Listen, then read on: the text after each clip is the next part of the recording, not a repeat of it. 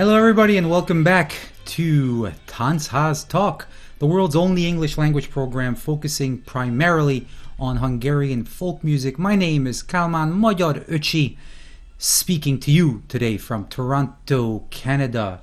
I'm so happy you're with me today. Episodes of Tanchaz Talk which combine a mix of music and stories delivered by yours truly are available as always on tanchaz.com. That's TANCHAZ.com, or on YouTube. Just search Tanchaz Talk and subscribe so you don't miss anything. Today we have an episode of Tanchaz Talk Interviews. This is where I delve into long-form interviews with my many special guests. Episodes of Tanchaz Talk Interviews are available on all popular podcast platforms. I love saying that, including Apple, Spotify, Google podcast stores. So make sure you subscribe and leave a nice review if you like what you hear, or give me those likes or however those things work on those websites. Today, I'm excited to have on the program my old friend Mateusz Etynkowski, who's joining us from Zakopane, Poland. How exciting. Just so you guys know, it's late afternoon here, which is late night for Matt or Mateusz, but this is the time we've arranged to speak, and I'm very happy he's with me. Let me tell you about Mateusz. Matt was born in 1978 in Mielec, Poland, which is near Rzeszów, Poland. He emigrated to Canada at the age of 5 in 1983. He was raised in the Polish community of Toronto, which is a very large community, language school, into the church, and of course folklore. He joined the folk dance group, his first of many folk dance groups, at the age of 11. The group is called the Lechovia, and it was that typical, Mazowcze, Moiseyev style of a Polish group. But the good news is that through that group he was introduced to Hungarian folk dancing. They actually learned a choreography from Szatmár and from Northeast Hungary, and Lechovia ended up performing as a guest group for Toronto's Kodály ensemble at the old Hungarian house in Toronto, doing that Szatmári choreography, and that was one of the first times that Mateusz, I'm going to say Matt or Mateusz, was exposed to dancing. He also started playing violin in elementary school for a couple of years, but then dropped out to play ice hockey. Kind of sounds like the experience that we heard from Mark Marchik from the Lemon Bucket Orchestra a couple of episodes ago, how he had stopped violin to play rugby. Well, Mateusz played ice hockey. But in high school, the good news is he picked up the electric bass and playing rock and jazz and then the double bass, and this was his foray back into music. As Matt was finishing up high school, Ted Zed had started introducing Matt to Carpathian folk music. And when I say Ted Zed, we're going to talk about Ted Zed a bit during the interview, hopefully. I mean Ted Zdybal, who was a very important figure in the Polish Canadian folk dance and folk music community, and he fulfilled a very important role of mentor, not just to Mateusz, but to many others as well. Matt attended York University, which is here in Toronto, for those of you who have your head in the sand. He was in the Faculty of Fine Arts and also auditioned for York's jazz program. He was accepted into York's jazz program, studied jazz for a year, and he actually had every intention to move on to study ethnomusicology, which would have been perfect for him, but unfortunately for financial reasons he had to drop out of university in his middle of second year. Around that time he also auditioned for the Tamburitsins of Duquesne University, the Tamburitsins of course being my old group that I was in. He auditioned for them in the late 90s. He was accepted, of course he was, because he's talented, but again it was too expensive for him, so he stayed in Toronto, and he studied furniture production and design at George Brown College, and that's what his I guess higher level of education is in, furniture production and design. But this brings us to the pivotal years for Mateusz. This is around the time I met him. I would say between 1996 and 2002, Matt was a big mover and shaker in the folk music and community and dance community of Toronto. By this point, he was playing all kinds of instruments: the three-string contra, the cimbalom, the cello, the bass. The cello bass, which is like a goral Polish style. We'll talk about that instrument in a little bit as well. He picked up the violin and the lute, the kobos, the moldvai kobos, and his many musical projects during that time period. He had joined a group called Harnasze, which is a Polish Highlanders Association of Toronto folk music group. Kecskesem, Toronto's Gyimes and Moldvai Chango band, the first of its kind. He played with Vodkelet, which was a trio with Horvat Peter and Dobi Gobi on bass. And that band was actually featured on the Vishang, the Echo CD that I produced of all the bands in North America many moons ago. And he continued playing jazz. He played in a folk fusion project with a local Hungarian singer in Toronto called Rózsa. And a great contribution to our Canadian Hungarian folk music scene came in around 2002, when Mateusz was the main recording engineer for the live album featuring Rosalia Dudui, Rosineni. You guys remember that Csíkszent Domokosi live CD that was spearheaded by Dénes Dreisiger and Gizi Santayana of Montreal, and that remains a very unique recording that can still be heard even in the Hungarian airwaves today. The point with musically, when I talk about Matt, is I remember Matt always having a new instrument in his hand, exploring, playing, jamming, trying to learn, and of course sharing his talents with everybody. But that's not enough for him. He's also a fabulous dancer. And Mateusz, we've already mentioned that he had danced with Lechovia. He worked with Ted Zed with doing workshops for many groups. He taught Biali Orgel as well, which is another big group in Toronto. He taught in Oshawa. He danced with Kodai for many years.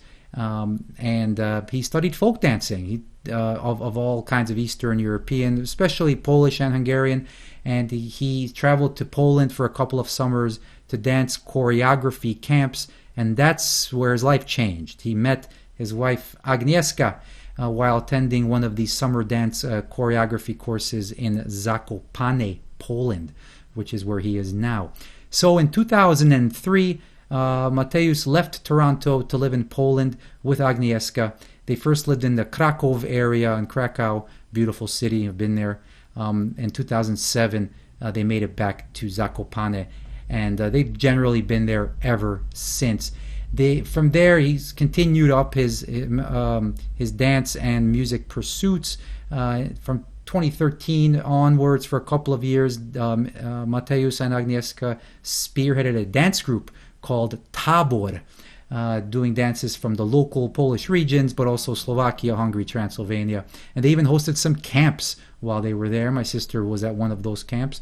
Nowadays, though, Mateusz focuses on playing music. As I said, he lives in Zakopane, which is a beautiful town with a huge network of folk musicians.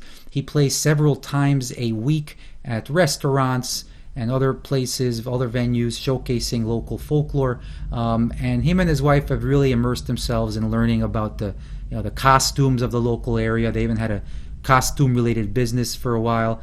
And now Mateusz's full-time job is in upholstery. And he works on renovations and custom work. And his creations are always kind of rooted in the folklore of the area. And we'll talk about some of his creations when it comes to upholstery and beyond. They have two children, Clemens, who's 11 years old, and Aniela, who is 5 years old. Hopefully they are asleep by now, and we have Matt all to ourselves. And here he is from Zakopane, Poland, Mateusz Etynkowski. Hi, Matt. Hello. Oh, Hi, everybody. I thought we lost you for a second. Oh, it's so great to hear from you again, man. Matt, many. Good to hear from you too, Kalman. Thank you. Many folks, dream of moving from North America back to Europe. You did this in 2003. What do you think about the move? What do you miss about Toronto and about North America? Positives, negatives, and what can you kind of tell people about that who are, especially now during the pandemic, kind of considering a potential big move like that? First of all, since I was 11, I was traveling to Europe either with the dance group or just simply with my sister to my grandparents' house for the whole summer. So Poland was never foreign to me. Even though Toronto was home, Poland was never foreign. I realized that a move or Europe is not for everybody. It's not for everybody. I know there's romantic visions of living the farm life and the village life as it's portrayed in a sort of kind of village style music and dance, and then the whole. It's not easy. It's not easy. Nevertheless, I don't come from Zakopane. But the first time I was in Zakopane, I fell in love with it. I fell in love with the scenery, the people. It's a city, but it has very much a village type mentality. Everybody knows each other. You're walking down the street, hey, people are driving by. They're giving you the high flash with the light, with the lights, from the car, saying hello. I like that. It's a small community nonetheless, but it's not for everybody. I know there's been a few people have tried. I have some friends from the States that have traveled back. It took them a lot longer, I guess, to find themselves a little bit in the community. There's been people, I've had friends from Toronto that moved back to Budapest and lived in Budapest for a while. And one of them still lives there, Faragó Márton. That's right. But Dobby Adler lived there for a few years, and he's back in Toronto. So it's not for everybody. It depends on what you want from life, I guess. What I can't imagine, for example, my mom, who's been living in Toronto for X amount of years, suddenly she's on retirement to move back to Poland. What is she going to do in Poland? It's not for everybody. And as I said, I'm not from Zakopane, but I would never want to live, or wouldn't expect myself to live, or I wouldn't find myself living in my hometown. It's not Zakopane has its magic, right? And this is the place that I want to be, and I've made it work. We've created a business. We've created our name. Etynkowski. In Zakopane, and we're known. We've made a name for ourselves, and people know what to expect with the products that we do, and who we are, and who we are in the community. Matt, so here in Toronto, I know that you lived in suburban locations. In Zakopane, do you guys live like in a house, or like a kind of a farmish area, or downtown, or what's your setup there? Well, for about 12 years, 11 years or so, we were living in a wooden house, wooden traditional house, 4 generations living under one roof. So it was my white grandmother's house. She was living there. My in-laws, my mother and father-in-law, were living there. We were living there with 2 kids. So 4 generations under one house. Tight. It was tight. Yeah, it was. No kidding. It was nervous. Yeah. I don't know if you ever lived with in-laws. As lovely as in-laws can be, you know how it is. Yes. It's best if everybody has their own. So anyways, we decided to build our house. We built our house starting in like 2012. Nice. And we finally moved in 2 years ago. So we have our own house on the same plot, on the same thing. We live pretty much downtown. So it's fantastic because Zakopane is small enough that really I can walk around the whole city by foot. So I have a bicycle, which gets me just quicker. During touristic seasons, it's easier to walk around than to drive around. So that's one plus minus. I don't know how you can look at it. You can look at it as a plus, that it is touristic. So there is the business is always kind of going. People do have money here. Even the financial like decline never really touched upon Zakopane, because we have the Slovaks who are coming to do their shopping here in Zakopane and Novi Tar. But yeah, so we live downtown. I have a 10-minute walk to the downtown main strip, which is the Krupówki Street. So, and what's cool about where I live is it's a dead-end street. So it's a quiet enough street that it's quiet enough street. Nice. Yeah, it's a nice little dead-end street. The house is not too big, but it's a place where I have my workshop, and we have our place that upstairs, the bedrooms, and kept in folk style. Well, that seems to be a theme with you, and let me kind of paint a picture about Zakopane. Zakopane is in the very southern part of Poland, very close to the Slovak border, and it's in the Tatra mountain range.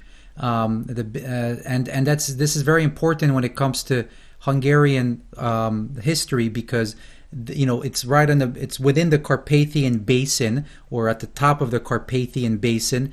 And this used to be a part of the Kingdom of Hungary back in the Austria-Hungarian days. So it's a part of the the Hungarian Empire, so to speak. And in fact, my great grandfather Zygmunt Piatek was from that area, from Rzeszów, actually, not too far from there. And he was part of the Austria-Hungarian army. So what blows me away, though, when we talk about when I was talking to you and reconnecting after all these years, is you live in Zakopane and you play in local restaurants almost every night or several times a week. In fact, you were supposed to play tonight, but you said you're feeling a little under the weather.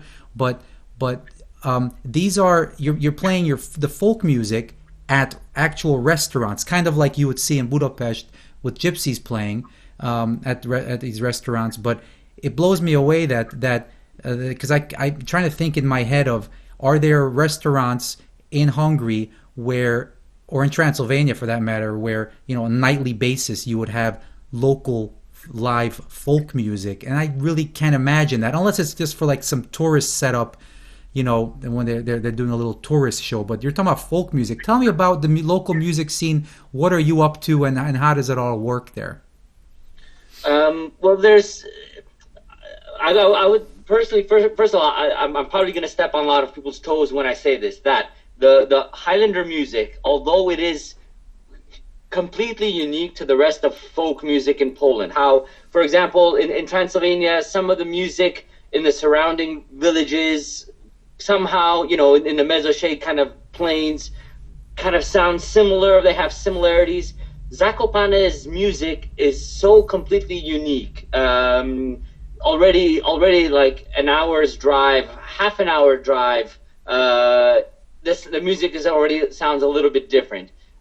So in retrospect, its uniqueness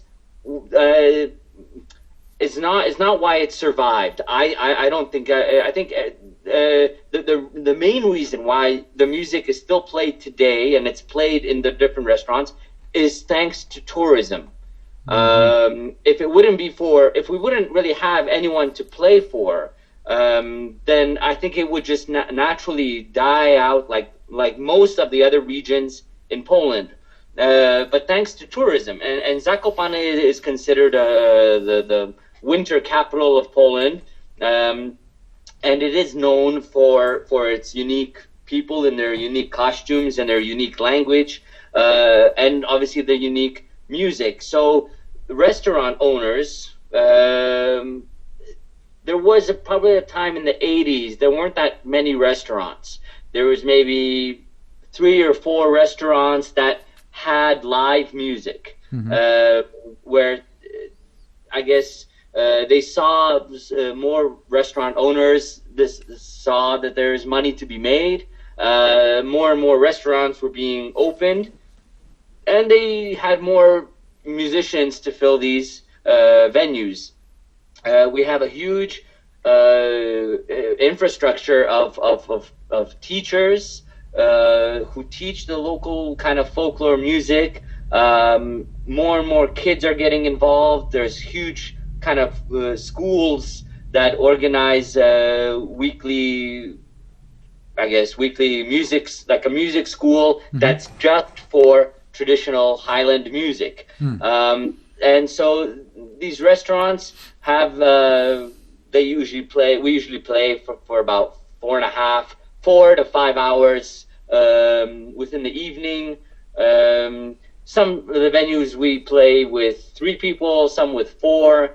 I guess it's all calculated. I'm sure it's a business calculation as to how much, because we don't play for free, obviously. Right.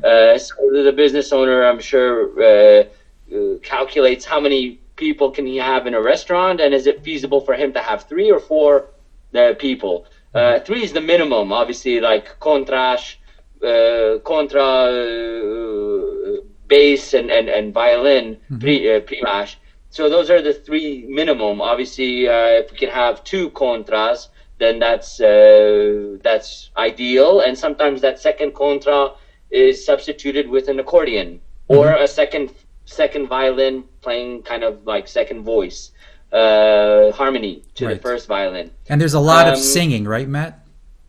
There's a lot of singing. I mean, I'm one of those musicians that like to sing. Maybe don't always sound the best, depending on the day. But I do, if I know the words, I do join in the harmony singing. If I know a particular tune that I feel comfortable with, I will sing first voice in that as well. However, I guess I'm not sure how it is in the Hungarian community, but there are less and less people, younger kids, who are singing, and I think it's partially because of the elders who kind of look at you crookedly, and they won't give you any constructive criticism. They'll just say that it's wrong, and I think that people have just shut down a little bit. But I like to play with people who can sing, because it's completely different when our music, the Polish music, and especially the Highlander music, has its unique vocal arrangement.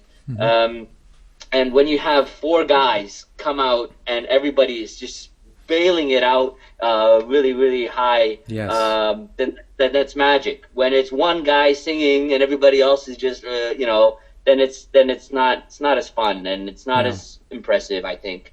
So Matt, when you say one thing I should say also, go ahead. No, go ahead, please.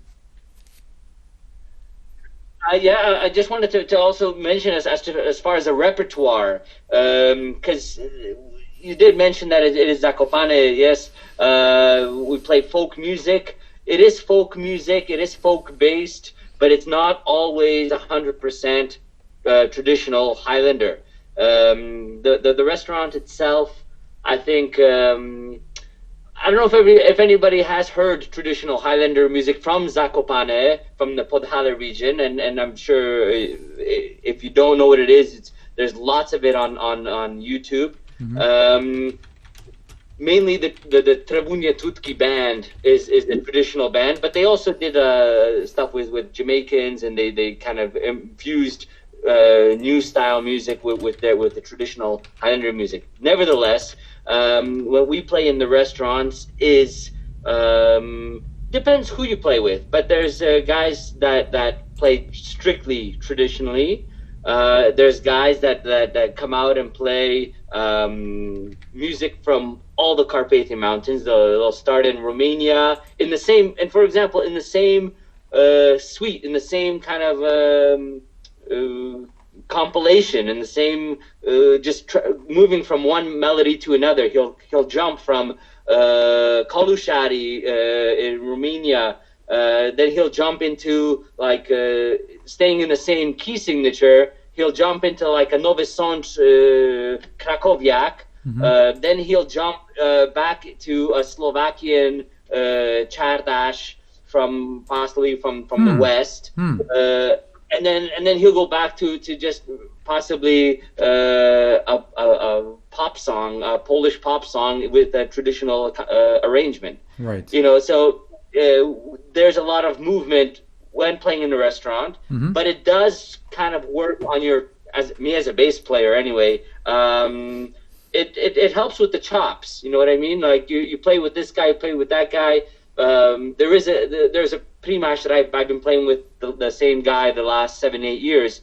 We know each other's repertoire, and we have a lot of fun with it. And sometimes not even knowing what the next song will be, we feel each other. We know what to expect more or less. Right. But again, if we were to play traditional Highlander music in a restaurant, I think the archaic sound of it, you'll have the odd person will come in and he'll clap after every number, and he'll sit there for 4 hours with his beer.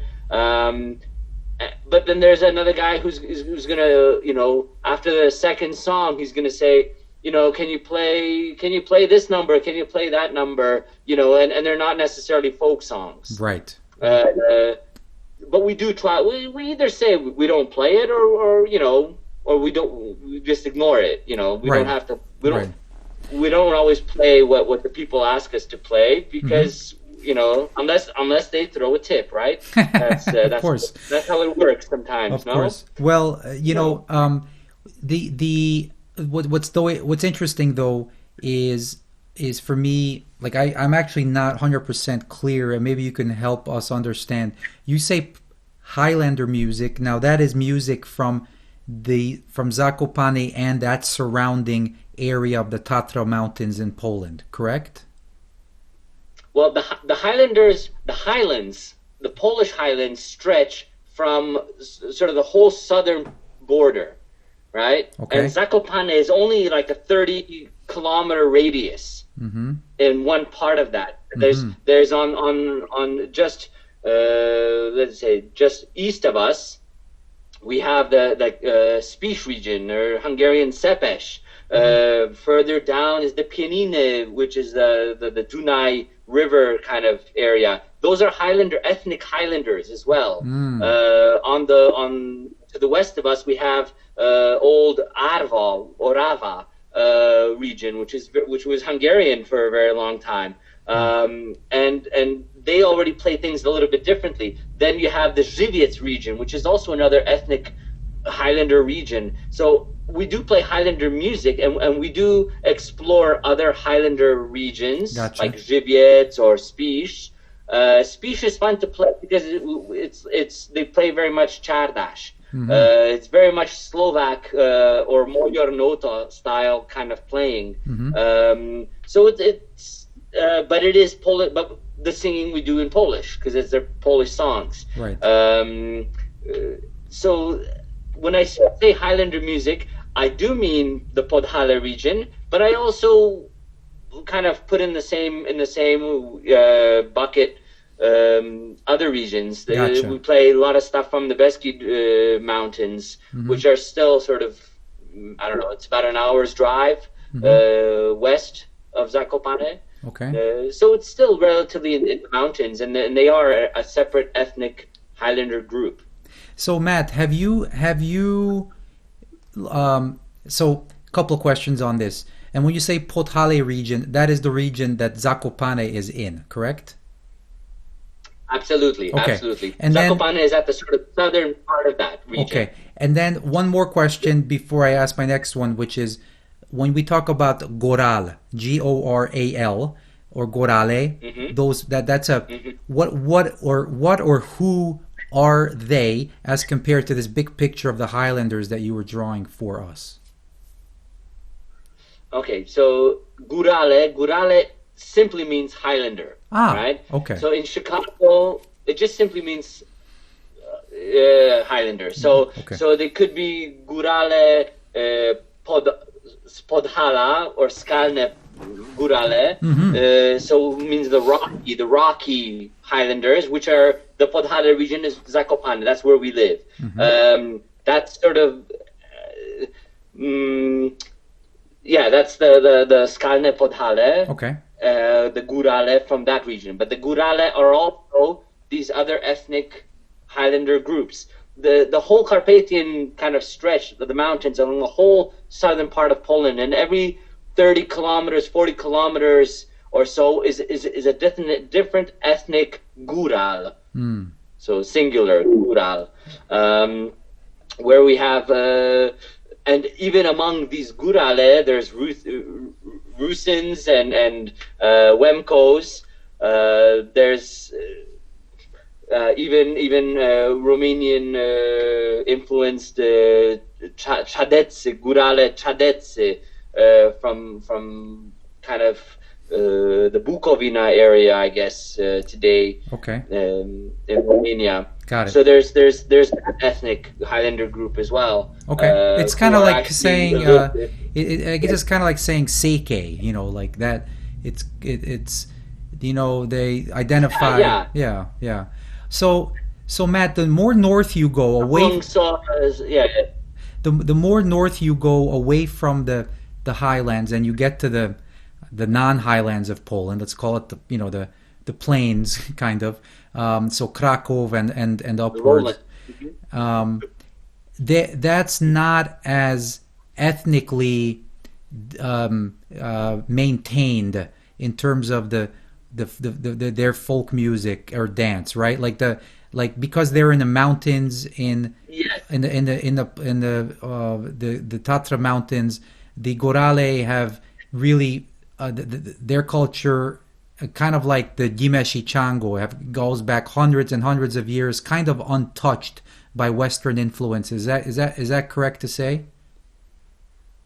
Yes, I would say I can imagine locally like a Gyimes Chango violinist who's just learning the violin. He's going to learn to play Gyimes music from notation. Right.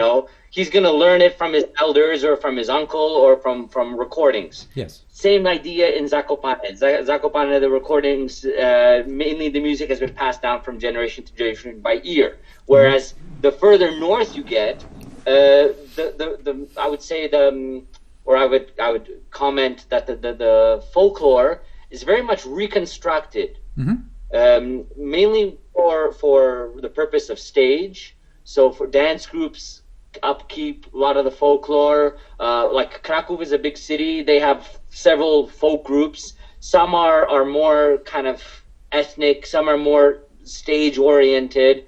But it's not as it's not as popular as it is in Zakopane. It's very niche, kind of.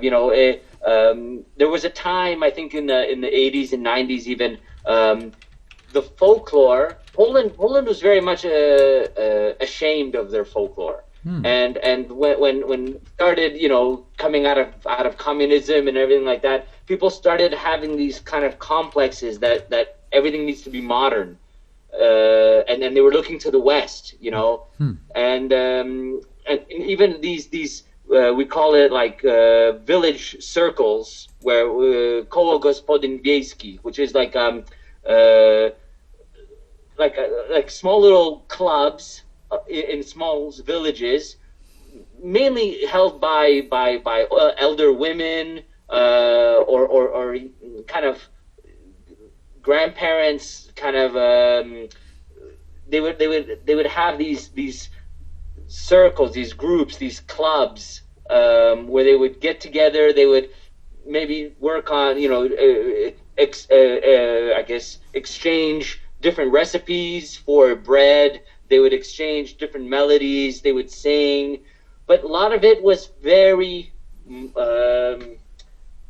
it was very like mono. It's hard to listen to. I've been to a few festivals where these clubs or these circles, different from different villages, were showcased, and I can imagine, or you can imagine, it sounds they all sound very similar, and they all sound very sad. They're just, there's like a group of a vocal, for example, next up is a vocal women's group from blah blah blah, and here they come out, and they all come out singing, and it's just kind of very monotone, no emotion, and you can imagine that the young kids in the village, they're not inspired by this, and even for like furthermore, I would say that the media made a big had a big place in making fun of that, actually. So when you see they were making fun of these type of singing and this type of folklore on TV, that it's bad, that it's passé, it's not modern, it's actually funny looking, then you can't imagine others, young kids, wanting to be a part of that. So folklore, the further you go up north, I think there's less and less interest in folklore, and generally, I would say in Poland, folklore is hasn't had its renaissance yet. There's a few waves, but it hasn't. It's still very, very behind what's happening in Slovakia, even, or in Hungary. Hungary is at the top, I believe. Right. Even with I don't know if you want to get into that already. The Tanchaz scene in Warsaw. Yes. That started up in the 90s, and I met a few people that actually, before I moved back to Poland, I made contact with some of these people who were very much interested in starting up a Tanchaz movement. I was very, very intrigued by it, and we were emailing back and forth. Finally, when I moved back, I did end up going to one of these workshops. It was one of these camps. They had camps, very much the model of the folk camps in Transylvania throughout the summer, and that's where they learned how they want to do things. That was very much a Hungarian model. But like going back, there was different attempts at starting up this Tanchaz movement in Kraków, in Poznań, I think in Katowice as well, and it sort of, they had funding maybe for a year, for two. By the time I got there was no funding anymore. It was just very much individual, kind of, I don't know, it was just. They just wanted to do something, so they had a group of people that were wanting to do something, and there was always a problem where they're going to do it. There was never support, even from the Hungarian community. They were trying to get Hungarian bands to Warsaw. There was never like a support from the embassy. It was tough. The early beginnings of that Tanchaz movement in Warsaw was like, kind of, there's a saying here, we throw beans against the wall, which, it doesn't do much, right? So even grants, it was tough. I know that they had a tough time. Then I think around the 2000s, then that started kind of, they started exploring more and more different camps. There was, then they started up with whatchamacallit, Wszystkie Mazurki Świata, all the mazurkas of the world. And that started up as mainly like music, but again, the music that they explored at this festival was not strictly traditional. Mm-hmm. They had like jazz improvisations, and they had all kinds of different. I guess that was a way of trying to get to the media. Right, you know, right. If it would be strictly folk, then I think it wouldn't have as much as a popularity. That's my feeling. So that I think they were trying to just reach out to a wider audience. Mm-hmm. Piotr Zgorzelski, who is a dancer, and he runs a lot of workshops. He was at the forefront of that as well as Janusz Prusinowski, who is a violinist, multi-instrumentalist, mainly in the playing folk music of the sort of the central part of Poland. And he had a trio, but it was funny because his trio consisted of like 5 or 6 musicians. Right, a 6-person trio. Trio, but it was like 5 or 6 guys on stage. But nevertheless, they did a good job with it. I think they presented it very well. They presented it to a wider audience. The Piotr Zgorzelski, he was offering throughout pretty much all over Poland and even abroad. He was doing dance workshops, mainly oberek, the 6/8 rhythm and 3/4 rhythm, and it wasn't meant to be. It was supposed to have that village style. A lot of dance groups are very much against what he's doing. Mm-hmm. There's a whole critique on Facebook. Whoever puts up any kind of truer videos of oberek and village style dancing, then it's constantly I see on Facebook constantly negative criticism from people who are in this type of dance group oriented, stage oriented. Right. It's tough. Poland, unless they're going to, I guess, see the beauty in the village style, mm-hmm. then it's not gonna happen. It's not folklore is gonna be where it's at, right. which is far behind Hungarian. I guess, in my opinion, anyway. So, Matt, a couple of weeks ago, and it really occurred to me to speak with you and reconnect with you after a couple of weeks ago. I was watching the documentary produced by Simon Broughton, the editor-in-chief of the Songlines magazine, and it was about an hour long, very nice documentary that is about the Tanchaz movement, and then. So, but he says this thing is also spread from Hungary up to Poland, and I'm like, and I didn't even know about that, and here we are on Tanchaz Talk, and I really didn't know about the Polish Tanchaz movement. But to be honest, by your description, it doesn't really sound like it's on the level that obviously we have in the Hungarian Tanchaz movement, but it's almost like reverse Tanchaz, where or kind of a reversal where they're taking what's from the stage, and then because the old generation's gone already, they didn't have the Martin György, Béla Bartók, Halmos Béla type of folks. It's too late, so to speak. They're taking it off stage and they're putting it onto the Tanchaz floor and trying to come up with some improvisation based on that. Is that correct? Yeah, absolutely. That you hit the ball on the point on the ball on the head with a nail on the head. Nail on the head. You've been away too long. Okay. Yes. Absolutely. It's that the folklore that they're showing is very much a reconstruction of there are a few people that have gone out to the village and they've learned music from still elders that are still able to show, but what was a problem, some of them were talking about this as well, that the elders they felt that these young kids are going to take their jobs away, so they were very, very kind of they weren't very eager to show them anything. And this is one of the downfalls of the whole Tanchaz thing in Poland.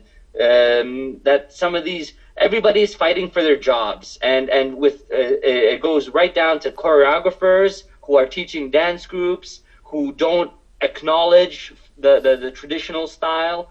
They're afraid for their jobs. And as far as the music is portrayed, again, it's a lot of it is very much reconstructed. You have people who have picked up the violin in either you have two extremes. You have one guy who picked up the violin last week, and he's gonna be a traditional violinist, village style, because village style doesn't really need to be very clear, right? Very clean.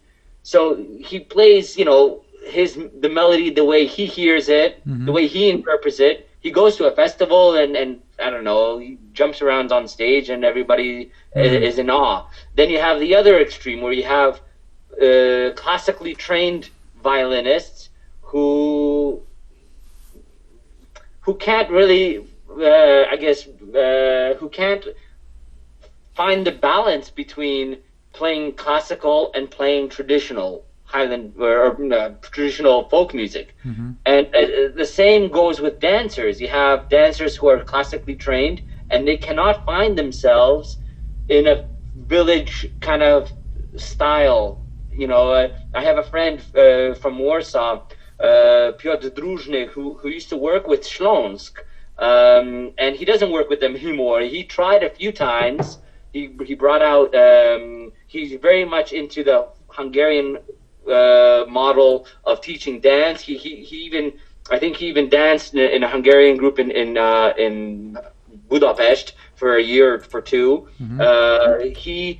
He tried so hard to get the Śląsk professional dancers in the professional group to try to understand the Tanchaz and the improvisational aspect of folk dancing. And it was again beans at a wall. They could not do it. They had no idea what it was all about. And at one point he just gave up and he left. He quit. He said, so I'm afraid that it might go this way. The reconstruction is only up so far, I guess.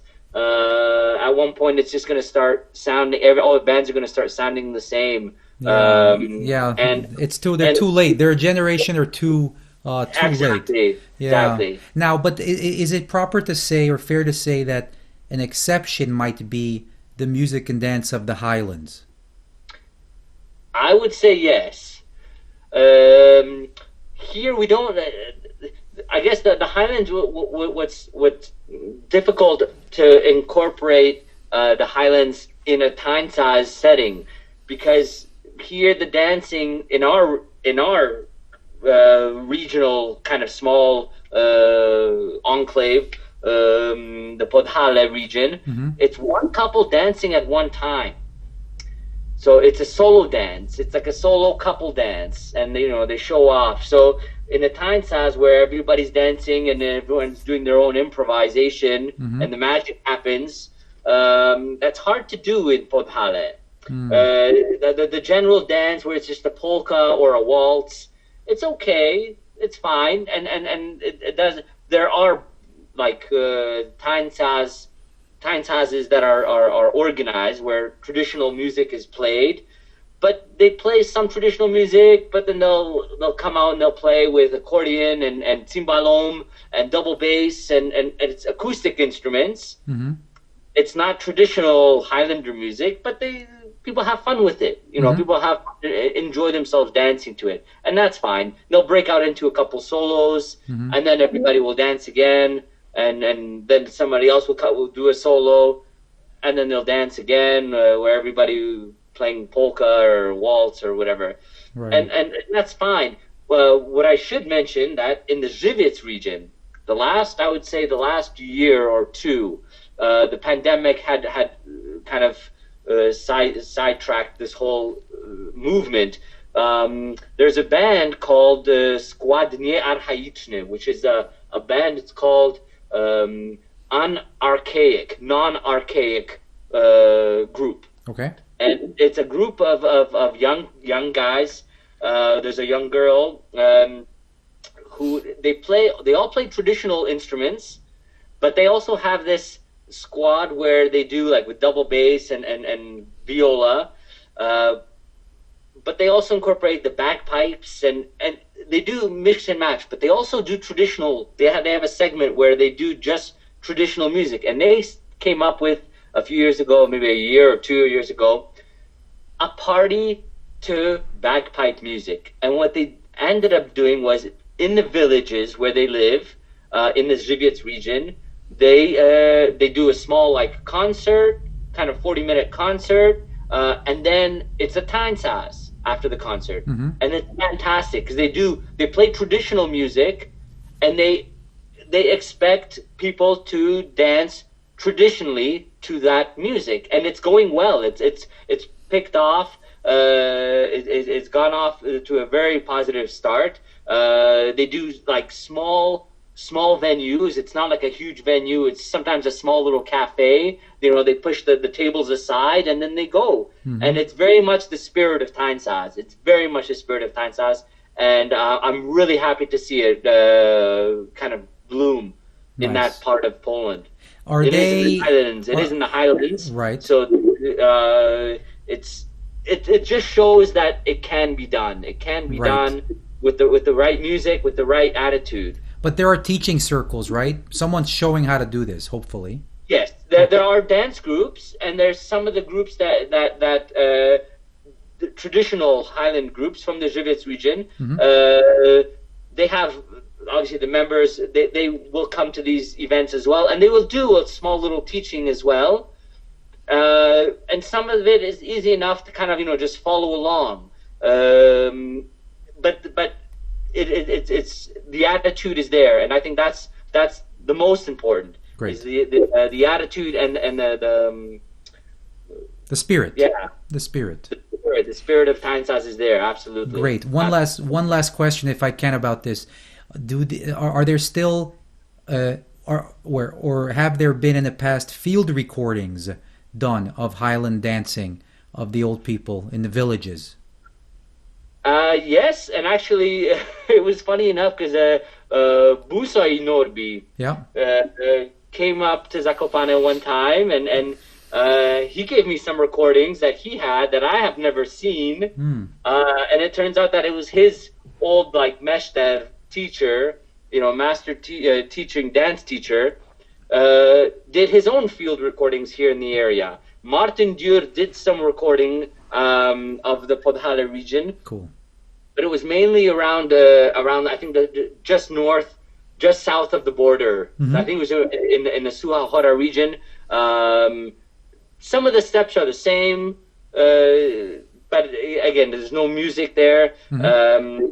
As far as music recordings, there have been some recordings. They revived a few years ago. They put onto CD old wax rolls that were recorded sort of in the beginning of the 20th century. Bartusz Obrochta, which is actually down the line family member of my wife, who was a very, very unique musician, because he was very, very good, but he was also one of those unique musicians who was conscious enough of his playing that he was able to play the same melody the same way twice, which was very important when you're notating. When you're notating, that was the problem why others weren't notated, because there was very much improvisation. There was a set kind of general bracket in which they put the tune, but each time they repeated the tune, there was different things that were going on, I guess, musically. Mm-hmm. And Bartusz Obrochta was one of those guys who were able to play it, the same melody twice in a row or 3 times in a row, mm-hmm. so that the notator did it. But the field recordings were also done onto these wax wax rolls that were found in the museum. And they were recently, I think 2 years ago, they put them out onto CD. And that's one of the oldest recordings of the Podhale music. But I would say that some of the best recorded music, because that's very, wax rolls, they were fragile. They distorted a little bit. They did their best to recreate the original sound. But if you have a chance to, you can find out, because these recordings were made in the States I think it was 1926, 1927. And it was the Karol Stoch band. The recordings were done in a studio, and they were made. The title of the CD is called "Fire in the Mountains," and it was distributed in the States. And those are actually fantastic. They're found on Spotify too. Amazing recordings of the music from that world. It's 20s, early 20th century. That music is unbelievable. The quality of the recordings is great, and then obviously the content is unbelievable. Matt, I can't get. I hope people are not. I'm not hiding the fact that I'm absolutely intrigued by this. I have one more question about the region and the music. Are the musicians that we see there from the past, for instance, these musicians that you record that were recorded in the 20s, are these like we have this whole phenomenon of gypsy musicians, so musicians of the gypsy or Roma heritage, all from Zerkula in Gyimes all the way to the gypsy bands of Raboköz, and everywhere in between. Were these mountain musicians more or less gypsies, or were they actually the local Polish Górale ethnicity? Although I would say the gypsies have settled in the Podhale region for the last 500 years. So they were here during that time, and they were mainly involved with the blacksmith kind of blacksmithing. Okay. The musicians were mainly Górale. There was a time, I think, in the 90s, or a little bit even earlier on, there were a few, I would say, situations where the gypsies were playing Highlander music, but it was mainly for like as a job. They would play like a dancing. They would play like a show, in just a restaurant where they had live music, and they would just break out into maybe a particular Highlander song because a particular Highlander might have wanted them to play it. Right. We lived well with gypsies. There wasn't any like animosity towards them or anything like that. They were actually very respected also because they were hard workers. There's different types of I guess there's three types of castes of gypsies here in Poland, and the ones that were settled here in the Podhale region, they were the Bergitka Roma, which is a particular caste. Okay. Some of them were the Lovari, and they trained with horses, but the Bergitka, they were like mainly blacksmiths, and they settled here in the Podhale. They weren't so involved with the music, right. and the musicians were not. I would say 99% of the musicians were always Górale. Were they but they're untrained, like untrained? Absolutely, they were farmers. And I will say, to be all in all honesty, you can hear that, right? So yes. In the south, so I think from Slovakia downwards, you'll see the musicians more or less historically were the Roma, and in fact, the non-Roma really didn't touch the string instruments. They did the folk instruments, the flutes and all that stuff, the furuyas, right? but they would generally not touch the string instruments. That was a job reserved for the gypsies who were trained in that. So that's an interesting thing. You can that comes through in the, I would say, diplomatically, but in the simplicity of the playing of the Highlander music. But it's great music. I suggest it to everybody. And Matt, you clearly know a lot about it. And I will talk about not just your experience with the northern Carpathian, but we're going to talk about the Gyimes Chango Carpathian experience you had. But before we move there, I wanted to ask you about the COVID times. Obviously, you said Zakopane is a big tourist place. I know there was probably a slowdown for a bit, but it sounds like things are kind of back up and operational there.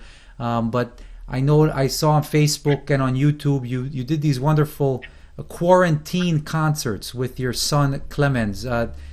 Tell me about that. Tell me about your son and what these videos were all about.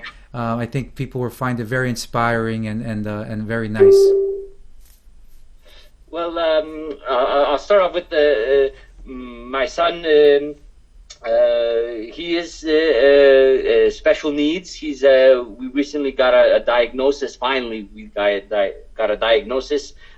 He has Cullen-de-Vries syndrome, which is a microdeletion in the 17th chromosome, and it's mainly an intellectual on an intellectual basis dysfunction. He's I guess just handicapped. I guess in more in the intellectual side of things. There's certain things that he just doesn't understand, and probably will never understand. But nonetheless, as a very young kid, which we didn't even know at the time, I was musically inclined, and I always thought it would be fun to play together. He showed us very, very early on his interest in music. And he was like 4 or 5.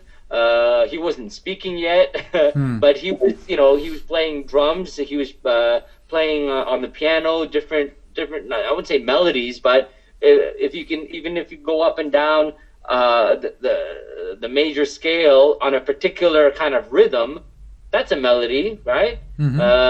It doesn't have to be just da da da da da da da, and back down. But he kind of broke it up into a particular rhythm. So I don't know. That was kind of inspiring for me. Different small steps. When your kid is not had a very slow start walking, mm-hmm. and then when he was walking, and then he wasn't talking, and then finally he started talking. So every little milestone was so huge, right? We always thought, from the perspective of a parent, we were just so happy that he was, just doing all these, small things. Mm-hmm. But then the music started getting more and more a part of his life. I mean, he couldn't stop singing.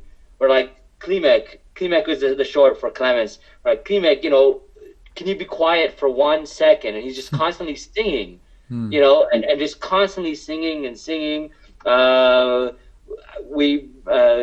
think he started first grade, and here in Poland, in I don't know how it is in Hungary, but in Poland, the music school and the regular school, it's not like one school. You have to audition to get into the other school, to the mm-hmm. music school. It's like a conservatory kind of thing. Uh-huh. Right? Right. So we wanted to get him into the conservatory.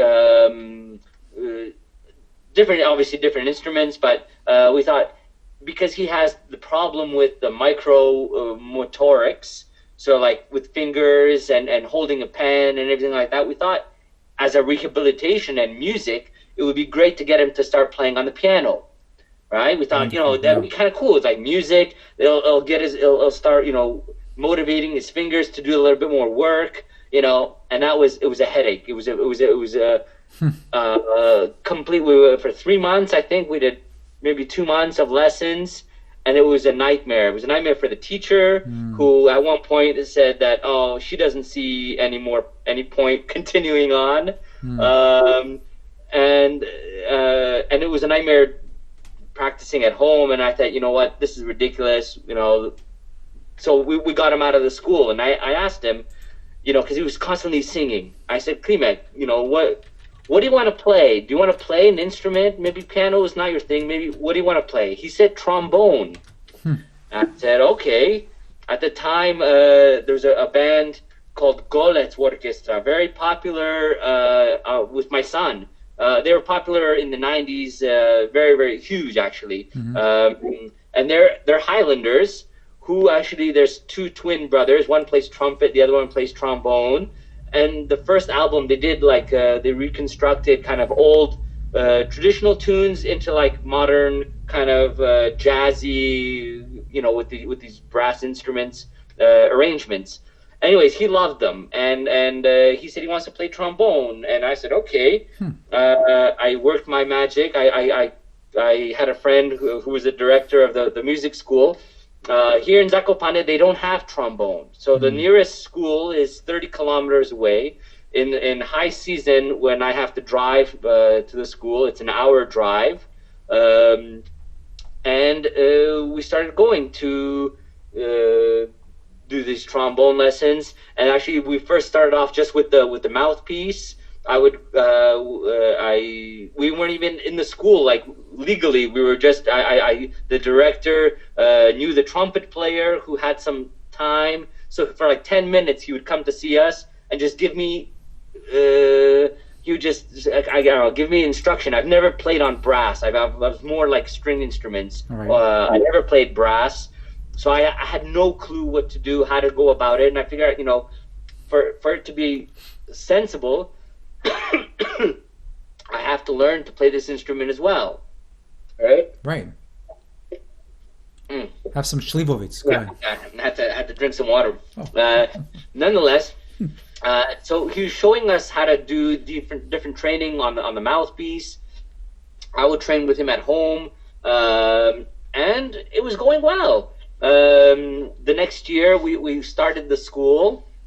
Before we started the school, we bought him a plastic trombone. It was tromba, whatever. It's an actual trombone, just made from plastic. Okay. And he played for about 2 months, and then he started telling the teacher. The teacher said, "Oh, play it this way," and and my son would be like, "No, I'm going to play it this way." So he was, he had his own idea as to what he wanted to do on the instrument, and the teacher said, if this is the way it's going to be, he doesn't see the point. Maybe he's too young. He was 7. So I said, fine, no pressure. And then during the summer, he got back into playing it, playing trombone, and he started school playing trombone. I thought, what a great instrument he chose for himself, because not only he had problem with the micromotorics. So here, the trombone, the whole arm goes, right? It's not just the fingers that move, it's the whole arm. So it's perfect for him. The other thing is the breathing techniques are perfect. Like even the speech therapist suggested he do some of these techniques on his own for speaking, right? So it was perfect. He chose the instrument perfect for himself. He started playing percussion. I first borrowed a percussion set because he was just nailing the pillows and everything like that, different rhythms. I thought, let's see how he is on a drum set, and it worked out as well. He started playing drums pretty much off of YouTube. The first kind of, he started playing along with bands on YouTube just on his own. Finally, we got him some lessons here from a local friend who started up a school of rock kind of thing, and yeah, he's been going to that on and off because we don't always have time, and it's a busy schedule. But we started with these quarantine concerts. We started jamming actually last year. He had his first communion.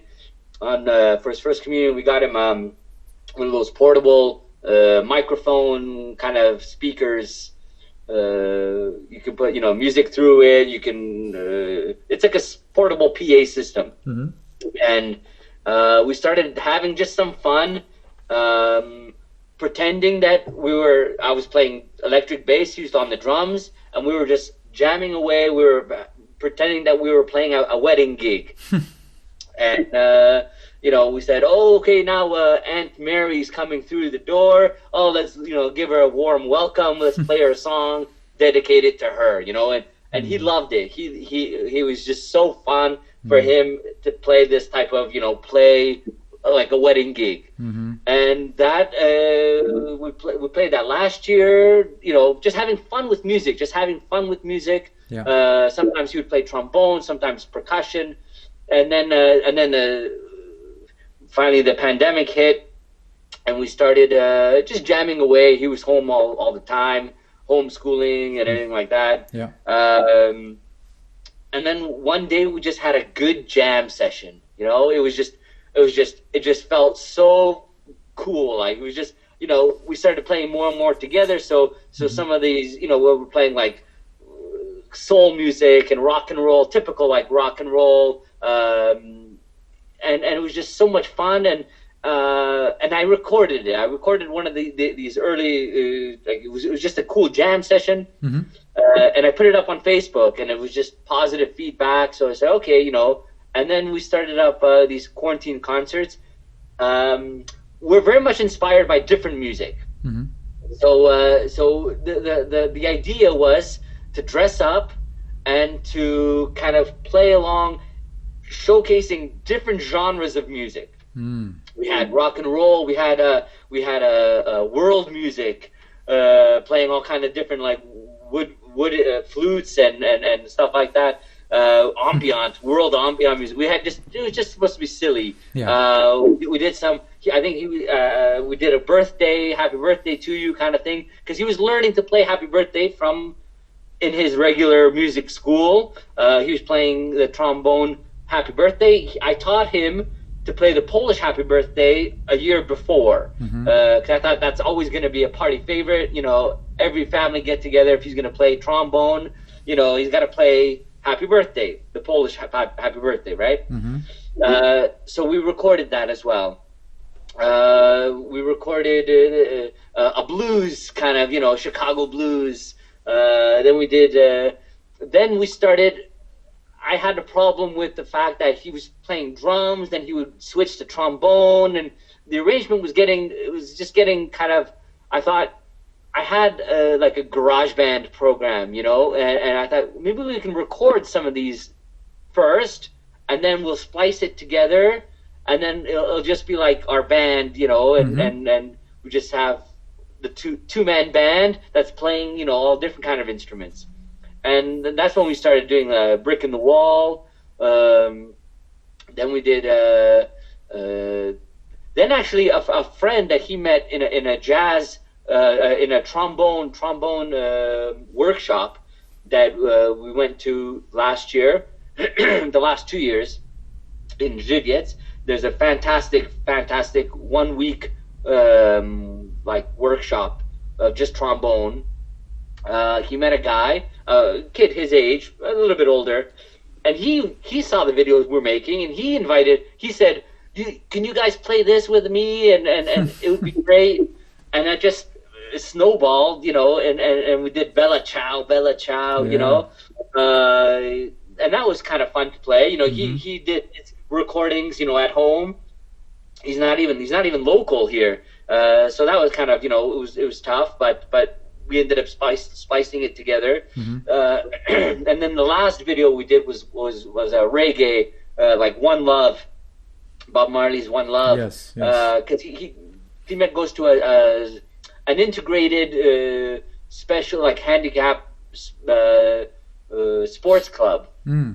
So we had some of his friends from the club help sing with the chorus of One Love, and that was just around the pandemic time. It took us a long time to splice it together. I had other things going on, you know how it is. But finally, after a few months, we finally put it together and we put it out. It sounds like uh, it's a miracle of music, isn't it, Matt? Like you see a twinkle in his eye, and he's able to express himself that perhaps he cannot through his words. Is that what you're experiencing through all this whole thing? Right. He's having we have a bit of a regression the last like 2-3 years in his speech, and he's stuttering, and he can't sometimes express himself. It's sometimes some days are worse than others, but sometimes he's having a hard time speaking. But he'll just pick up the drums and he'll he'll just bang away, and the communication is there. Like it's so right on, And actually, we met a friend sort of at the end of September. No, sort of early September. I think end of around that time, early September, end of August this year. Who's actually a professional Polish music. He's a musician, multi-instrumentalist. He's actually a percussionist that finished the whole academic school and everything like that. But he has his own pop band, but he does different projects as well. And he's been coming over when he ever comes to Zakopane. He's not from Zakopane, but he comes over with his wife, who plays also bass. And we've had like three jams, and we play like Beatles, and we play all kinds of stuff, and we even tried to play some of his original material and her original material, and it's just so fun, and it's absolute communication. The guy is amazed as to the musicality of Klimek. I don't want to sound like too much of a proud parent, because that could be dangerous. Yeah. But it's his words that he's just he's unbelievable as to that you have to keep him in music, because that he's just so unbelievable in the music, and as you know probably yourself, with kids today, it's hard to keep a certain kid in a particular way, I guess. There's computer, there's all these other things going on in their lives. To keep them focused in the music, there's obviously just like I had with the violin. I staggered away from violin. Maybe if my mom was more, I guess, concrete or more strict, I would continue with the violin. Here the situation is that although reading music is an issue. He does read music, but it's difficult for him. So kids today, it's nothing new. If something is difficult, then let's drop it, right? So here, my I guess my job is to keep him motivated, I guess. And absolutely, and stick with it. I know it's very personal and but an internal family issue or struggle you're having. I appreciate you sharing this, and I would say it's nothing short of miraculous what you guys are experiencing, and I hope it continues. It's a very special parental bond you have through music, but also he's able to express himself in ways that maybe he can't with words. So keep that up, and that's great for sharing. And by the way, I invite everybody on YouTube, if you just search Mateusz Etynkowski, the name. His channel will come up, and you'll be able to see some of these fun videos for yourself. Matt, let's change gears a bit. The notion and the phenomenon of Polish-Hungarian friendship relations, etc., gone back centuries. There's no secret, obviously, historically about that. But we see it in at least here in North America. We see it with mostly a lot of Polish musicians, dancers, kind of crossing over and while keeping up with their Polish side and the Polish heritage, really delving into the Hungarian folklore to such an extent. Especially, we see this in Toronto and Winnipeg and Edmonton and Detroit and we saw it with you as well. You're one of the first pioneers of that, but to such an extent where, for instance, in Winnipeg, my friends, Rob Langtree and Alex Carpizza, for instance, have led the way whereas Winnipeg Kopistan ensemble is half Polish at this point, more than half Polish, I think, which is amazing and great. And we see that in Edmonton as well and other places, as I mentioned.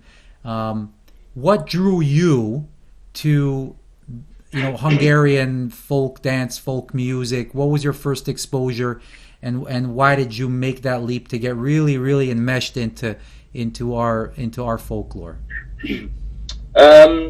It was actually when I was dancing in the Polish group. We had that Saltmari teaching where it was a teachers from Mackinac that came out and did a Saltmari number for our Polish group. And when we had a chance to perform it at the Hungarian Hall for a Caravan Festival in Toronto, I saw later Saszcsavashi done by the elder group of Kodai, and my jaw just struck completely down to the floor. I was in awe, amazed. That was sort of the that point where this is just amazing. And I've always been involved. I've always loved folk dancing. Folk dancing was I know I was always I wasn't very popular in elementary school.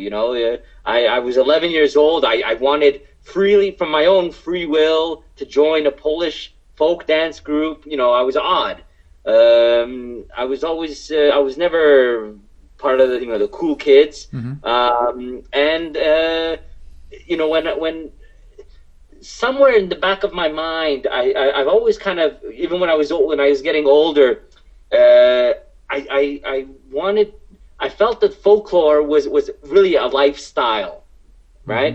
So when I started, when I saw the Hungarian and then the improvisational aspect of the dancing, I was like, this is amazing. I mean, there was obviously choreography, but there was moments of improvisation. I thought, this is unreal, and just lucky enough that our dance teacher at the time spoke with Dobi Gabor, who was the artistic director of Kodai at the time, to do another number for us. And perfect enough, it was Polotko, Mezőségi. And at the time, I had no idea. I've never even seen. I mean, this was pre-YouTube. This was like late 90s, 95, 96. I had no idea. It was just, that Dobi Gabor said that he's going to teach a mezőségi, and our teacher said, fine.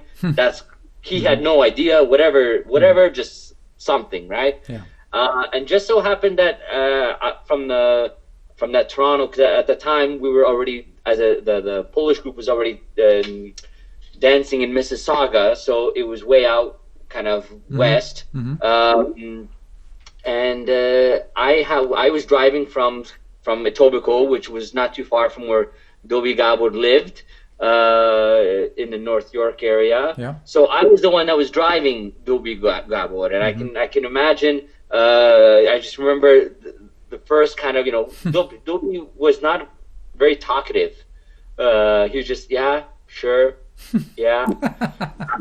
And, I'm trying to make a conversation, he was older than me, I didn't know what to talk about. We were just getting to know one another. We were stuck together in a car for 40, for a good 40-minute drive, 40-minute drive, what to talk about. So then I started saying, I was really amazed at the Caravan concert. Yeah, okay, yeah. Copy. He's playing hard to get. Yeah, he was, the stone kind of like poker face, he wasn't very, it was like Sunday morning practice. I think he was like just tired, and nonetheless, I said, is it a problem? Like, if it would be, I would like to learn some of these steps. You guys have practice? When do you guys? Yeah, we have like Tuesday practice, Tuesday evening and Friday evening, I think it was, or Tuesday. I know it was Tuesday evening practice for sure. And I said, would it be a problem? Can I come down? He said, yeah, sure, whatever. He probably thought I would never show. Yeah. He's like, yeah, sure, whatever. You just show up. And then I ended up showing up to one practice, second practice, and it was. I remember the first rehearsal. It was like Pál Barbie and Horváth Péter. Horváth Péter showed me my very first legging step on the side. They were practicing something else. He showed me something on the side. It was just amazing that it was just a cool group of people that were I don't think they realized how well they danced. I think they were just all very kind of nonchalant about it. It was when you come from a Polish background where everything is choreographed. Yeah. Choreographed, yes. Yeah. I've been in Poland too long, so no, it's okay. You're doing so far so good. 17 years in Poland. It's amazing. Yeah.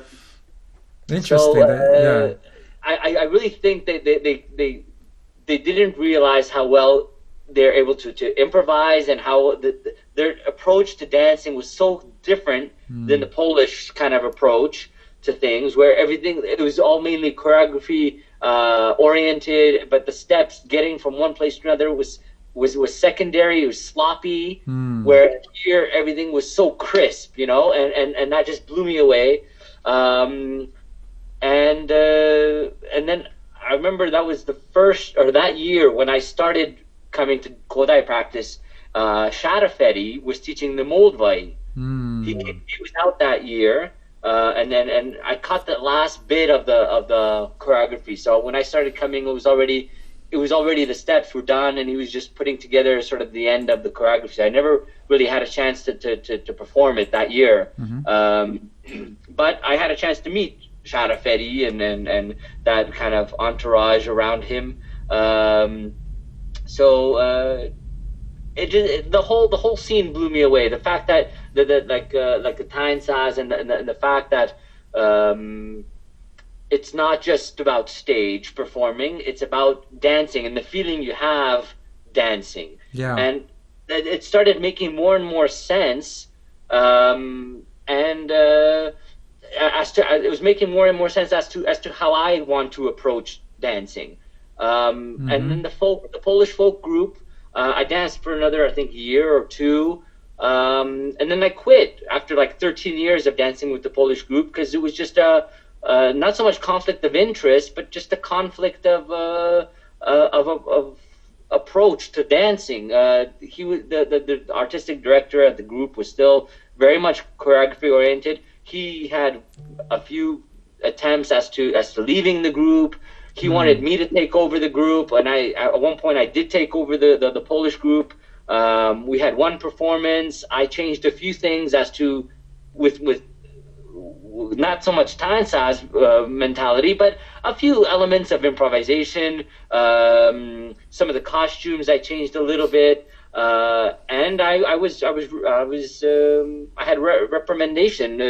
I was told that although I'm teaching the group, he's still the artistic director, and that was sort of the beginning of the end, where I said, okay, I'm leaving. Thank you for 13 years, and then I started dancing with Kodai full time, and that year also was the first time I went to Montreal for the Montreal dance workshops. And again, it was Kolotosegi.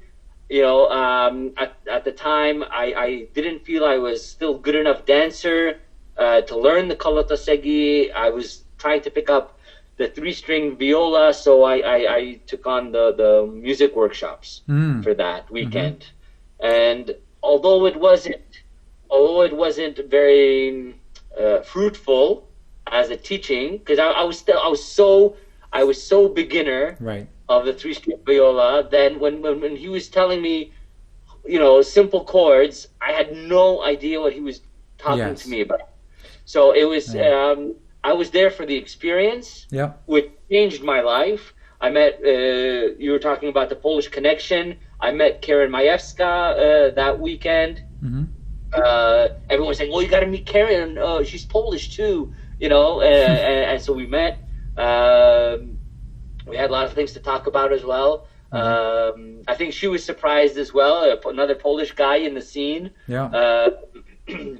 And the whole Tanchaz events that were around that. It was a 3-day. Yeah. I was there too. That was Ökres Csaba and Neti Sanyi. And your first teacher then must have been Kalman László, or was it Mester Laci? I don't know.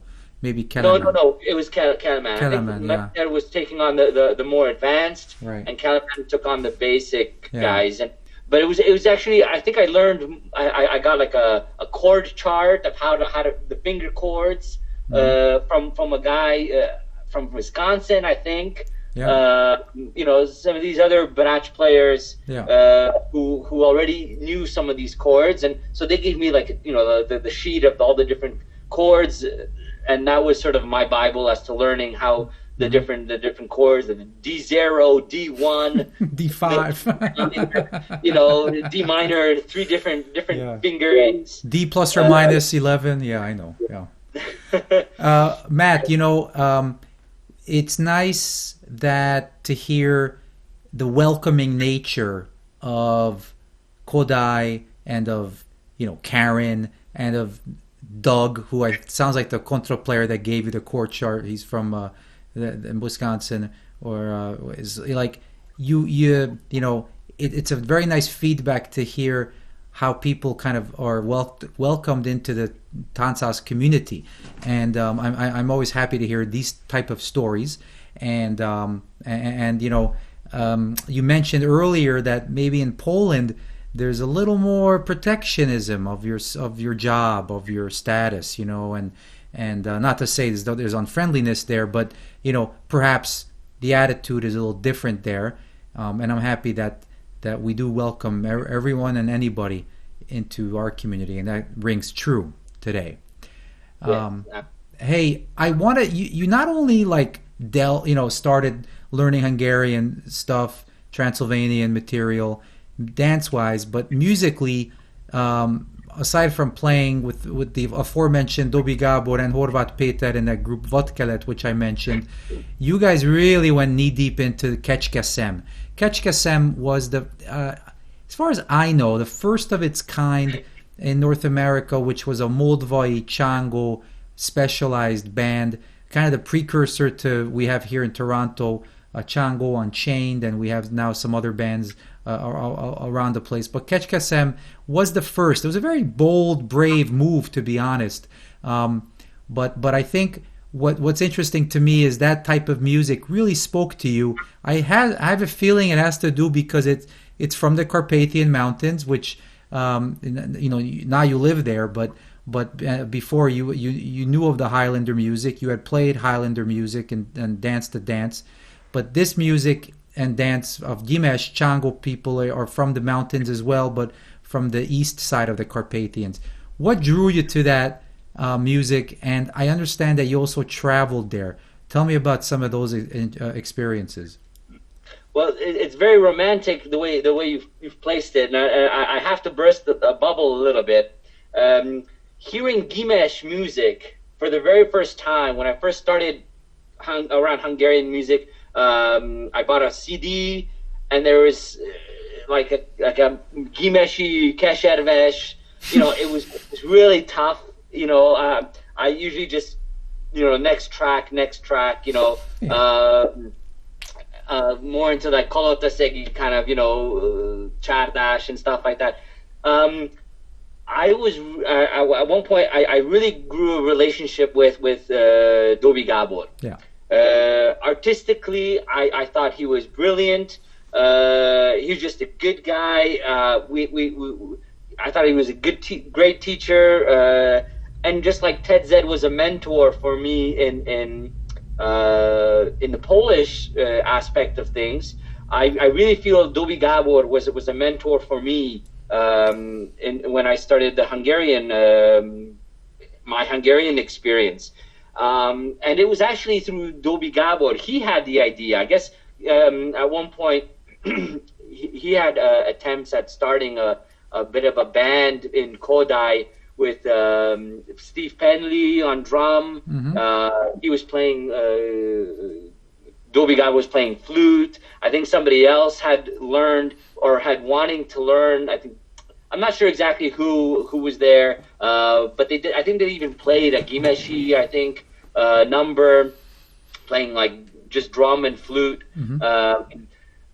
Dobi Gabor had a kobos that he bought when he was over in Hungary at one point in the 80s, I think, and he had this kobos, and he said, Matt, you know, because he knew I played the bass and I was learning the 3-string viola and everything. He said, you know what, learn to play this instrument, you know. And I said, oh, okay, and then just started out. You know, the whole experience started through Dobi Gabor. He had an idea.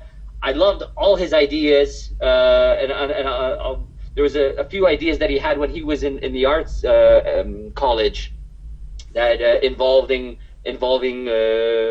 Chango music. But just getting into the beginning of our experience with Kecskesem was Dobi Gabor had an idea. Let's do this type of. He played the flute. Let's do it. Forgo Marton played the flute. They played a little bit together. He gave me the kobos. He said, Matt, learn it. You know. Figure it out. And I said, fine, great. You know, it's a challenge. I love it. You know, let's do it. And the hardest thing, I think, for a brand new player, kobos player, was to find the proper tuning. Yes. I don't know if you know, from what I've spoken to people, every band has their own tuning. Yeah. Depends on the tuning. If you're playing with flutes, it's a different tuning. If you're playing with string violin, it's a different tuning. It was a nightmare. I started, you know, just exploring, experimenting.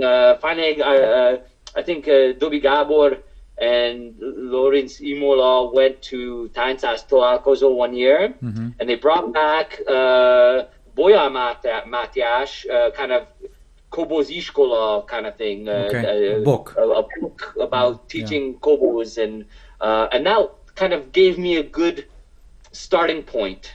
Even though I already started experimenting, that was sort of kind of trying to play around with some of the things that was happening, I guess, on that CD. There was a CD attached as well. Nice.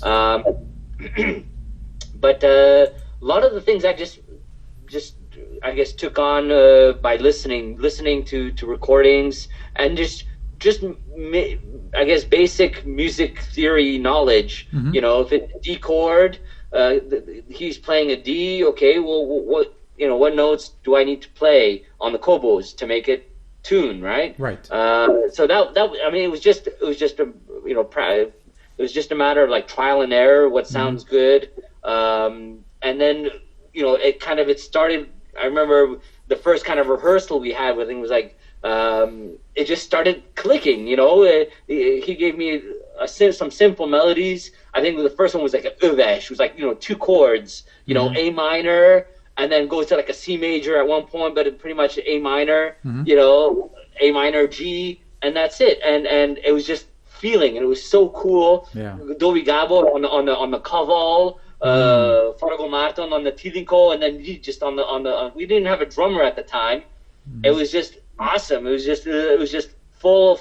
It was just fun playing, and that funness of playing that type of music just explored, I guess, a wider, or I guess it just dwelled even deeper. So at the beginning, there was no Kecskesem in the beginning. It was just a couple friends getting together to play some music and see how it sounds. And then at the time I was dating Spek Andrea, who was singing as well, and Dobi Gabor was with Imola, Lorenz Imola. She was singing as well. So already we had that part. I think Steve Penley was playing drums a little bit. Then we had at one point, who was the drummer? Spek Andre was drumming for a little bit, and then Siradi Peter Yeah. from Edmonton. He moved out to Toronto when he was studying, and he turned out he was just an amazing drummer. Unbelievable. Just it was just a lot of like as a kobos player. It was really fun playing with him and the different rhythms and everything like that. Hey Matt, you guys went to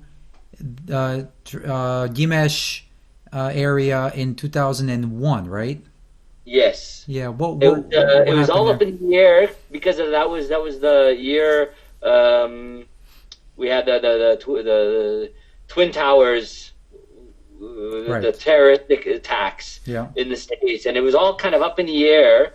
And we were talking about the trip to do our own field recordings, our own kind of ethnographic research, to go to Sharafetti's house, stay at Sharafetti's house, and he would take us around, meet some of the local villagers, and take in sort of the whole experience around Christmas time, Christmas and New Year's. We were going to be there for 2 weeks. Cool. And because of the terrorist attacks, everything was kind of up in the air, but we ended up, just taking it and let's just do it and let's go. So we went. Forogo Marton didn't go at the time. So it was just myself, Dobi Gabor, Lorin Simola, Spek Andrea, and we had Anush. Sakai Anush. Yeah. Yes. And she was the videographer who was going to document and document the whole trip, which would be later into publicated as a documentary. Right. And we were met also at Sharafetti's house with Keren Irobi, the Fugash, brilliant flute player from Budapest, from Budakeszi, I believe. Anyways, brilliant, fantastic guy, and I have some funny stories because we were at Sharafetti's. We were all living kind of at his newly built house. There was the Disno Vagash, which was the pig killing, which was a tradition that's done. I think 5 or 6 in the morning, palinka shots to wake you up, and then you go for the pig. The women have to take a bowl for the blood. It's the whole ritual around it. Jeez. No vegans allowed. Yes, absolutely. I remember it was. I couldn't swallow it. But after they killed the pig, and they used this very primitive but very very actually amazing tool where it's like a burning tool fan where they put like coal or wood. It starts up a fire, and then the fan, it's like a blowtorch, a hand blowtorch to shear the hair off the pig, right?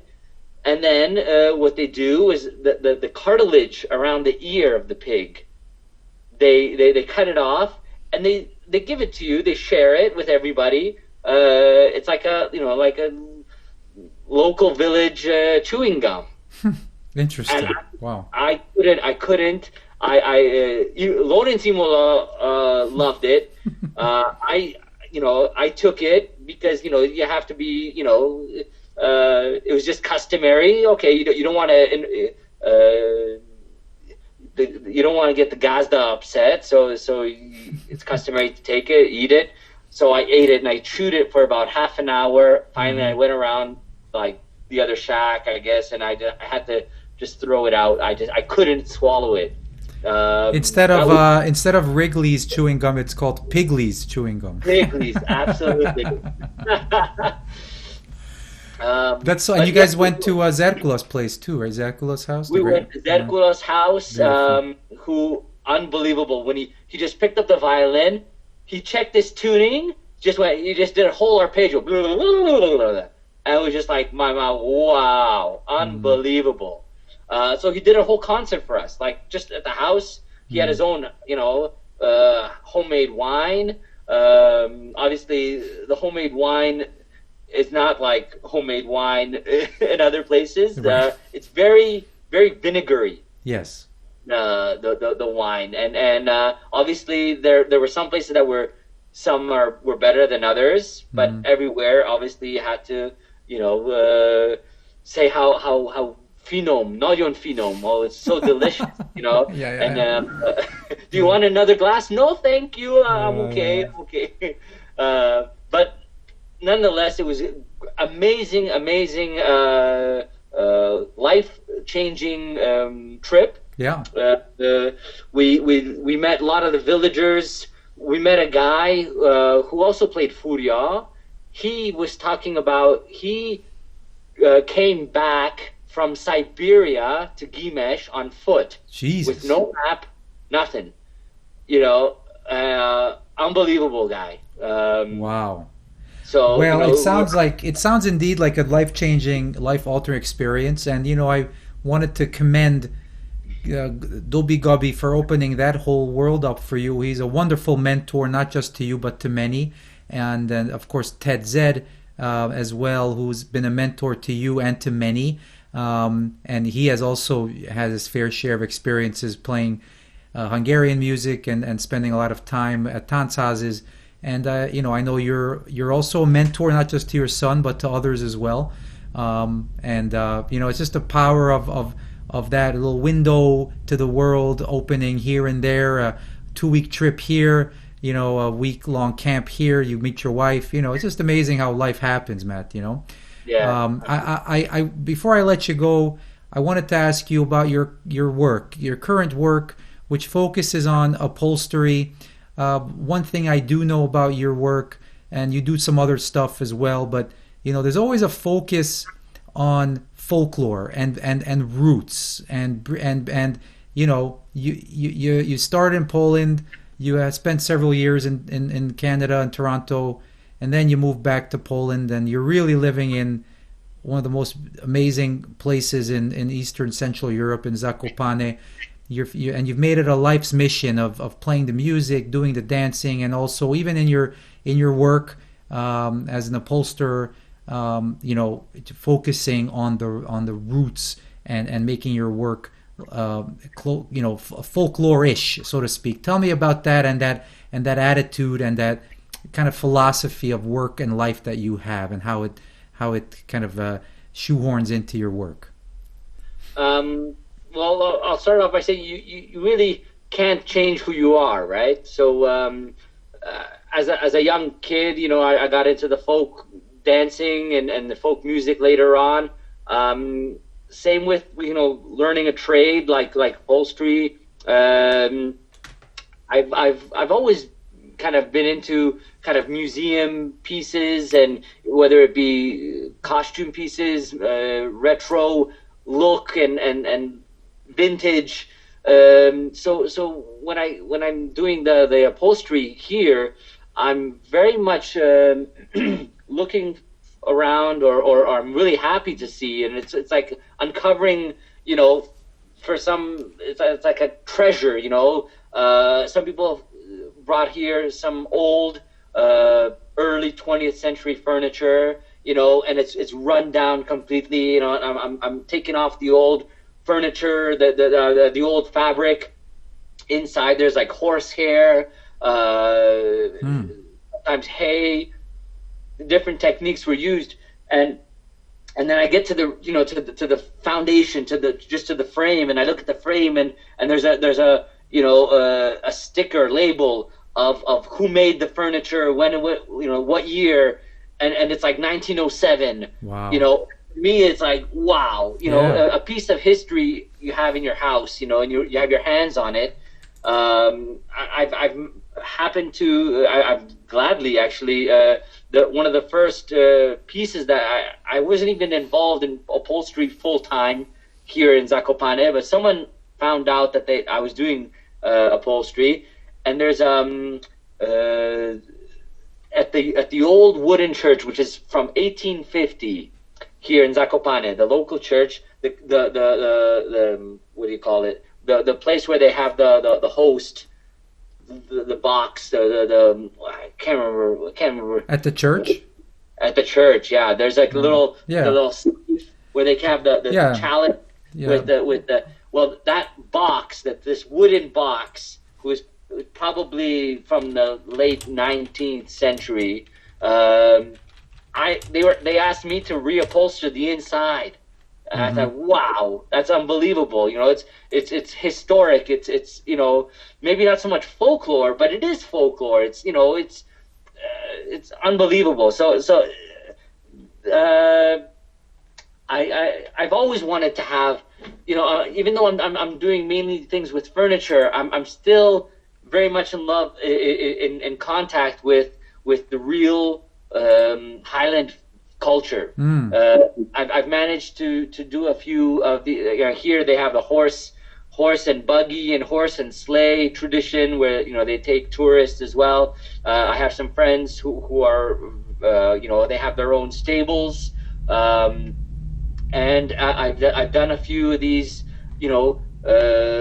old traditional Highlander sleighs, reupholstered for them, and for me, that's leaving my imprint here on the local culture, because they don't do these, they don't reupholster them every season. It's at least for about 15-20 years before they reupholster it. So at least for the next 20 years, I know that my imprint is going to be on some of these sleighs or carriages that I've done. Some of these historic. I don't know about you, but or at least in Toronto, I don't know how it is in Toronto, but here every so often there's like a garbage collecting, on outside, like bigger than normal, like sofas or refrigerators. And because Zakopane has its own history behind it, you would not believe some of what people throw out garbage. I picked up a chair. When I started looking into the research of it, it turns out that it's like early 20th century chair, and I reupholstered it. I have it in my house. It was just somebody's trash. I'm very much into somebody's trash is somebody else's treasure, and I think with folklore, it's the same. I found a set of golf clubs, young in Mount Pleasant a few weeks ago. I thought I hit the lottery, but boy, you did it. You hit the lottery over there. By the way, I looked it up. I think the word is ciborium. At least that's what it says. What's the thing that the Eucharist is placed into? Right.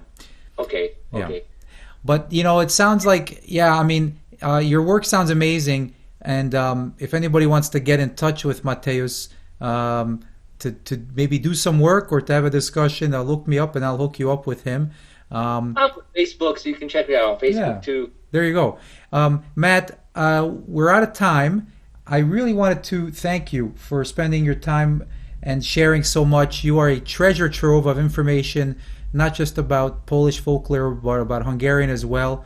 And take care of yourself and your lovely family and your son, and keep up the great work.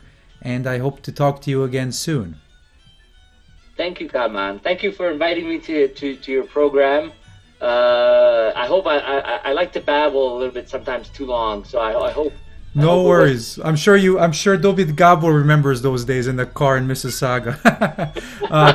On behalf of Mateusz and myself, Kalman Magyar, and Tanchaz Talks, thanks for tuning in and see you next time.